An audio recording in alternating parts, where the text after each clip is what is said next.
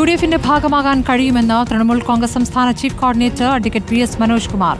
UDFിൽ തൃണമൂൽ കോൺഗ്രസിനെ ഉൾപ്പെടുത്തിയാൽ നിലമ്പൂരിൽ വൻ വിജയമുണ്ടാകും. മുന്നണിയുടെ ഭാഗമാകാനാണ് തൃണമൂൽ കോൺഗ്രസിന്റെ താൽപര്യം. മുന്നണിയിൽ ഉൾപ്പെടുത്തില്ല എന്ന ഒരു UDF നേതാവും സൂചന നൽകിയിട്ടില്ല എന്നും PS മനോജ് കുമാർ റിപ്പോർട്ടറിനോട് പറഞ്ഞു. ഐക്യജനാധിപത്യ മുന്നണിയുടെ ഭാഗമായി തന്നെ തൃണമൂൽ കോൺഗ്രസ് മാറുമെന്നാണ് പാർട്ടിയുടെ തീർച്ചയായിട്ടും ഐക്യജനാധിപത്യ മുന്നണി ആഗ്രഹിക്കുന്നതിനപ്പുറമുള്ള ഒരു വലിയ വിജയം തൃണമൂൽ കോൺഗ്രസ് മുന്നണിയിലുണ്ടെങ്കിൽ ഉണ്ടാകുമെന്നാണ് ഞങ്ങളെല്ലാം കരുതുന്നത്.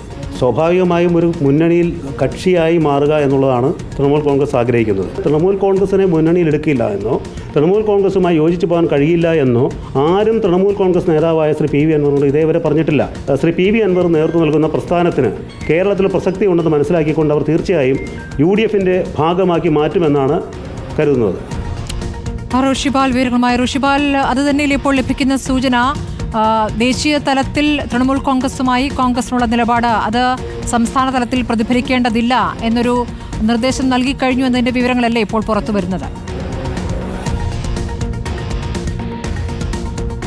സ്മൃതി, ഒന്ന്, നിയമസഭാ തദ്ദേശ തെരഞ്ഞെടുപ്പുകൾക്ക് തയ്യാറെടുക്കുകയാണ് സംസ്ഥാനത്ത് പാർട്ടി. ഈ ഒരു സാഹചര്യത്തിൽ പരമാവധി മതേതര ശക്തികളെ ചേർത്ത് നിർത്തണമെന്ന നിലപാട് തന്നെയാണ് ഹൈക്കമാൻഡിനുള്ളത്.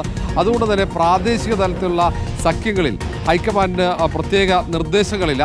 സംസ്ഥാനത്ത് ഏതെങ്കിലും തരത്തിൽ തൃണമൂൽ കോൺഗ്രസുമായി ഒത്തുചേർന്ന് പോകുന്നതിൽ തെറ്റില്ല എന്ന വിലയിരുത്തൽ തന്നെയാണ്. അതുകൊണ്ട് തന്നെയാണ് UDFിലേക്ക് തൃണമൂൽ കോൺഗ്രസ് പ്രവേശനത്തിന് പച്ചക്കൊടി ഹൈക്കമാൻഡ് കാട്ടുന്നത്. സംസ്ഥാനത്തെ നേതാക്കൾക്ക് ചർച്ച നടത്തി തീരുമാനമെടുക്കാനുള്ള അധികാരം നൽകിയിട്ടുമുണ്ട്. കാരണം പല സംസ്ഥാനങ്ങളിൽ പലതരത്തിലാണ് പ്രാദേശിക സഖ്യങ്ങൾ രൂപീകരിക്കുന്നത്. അതുപോലെ തന്നെ കേരളത്തിലും സഖ്യം രൂപീകരിക്കട്ടെ എന്ന നിലപാടാണ്. പ്രത്യേകിച്ച് നിലമ്പൂരിലെ തെരഞ്ഞെടുപ്പിൽ PV അൻവറിൻ്റെയും തൃണമൂൽ കോൺഗ്രസിൻ്റെയും നിലപാട് നിർണായകമാണ്. ഈ ഒരു സാഹചര്യത്തിൽ കൂടിയാണ് കോൺഗ്രസ് അങ്ങനെ ഒരു തീരുമാനം. നാളെ നടക്കുന്ന ചർച്ച അതുകൊണ്ട് തന്നെ ഏറ്റവും നിർണായകമാണ്.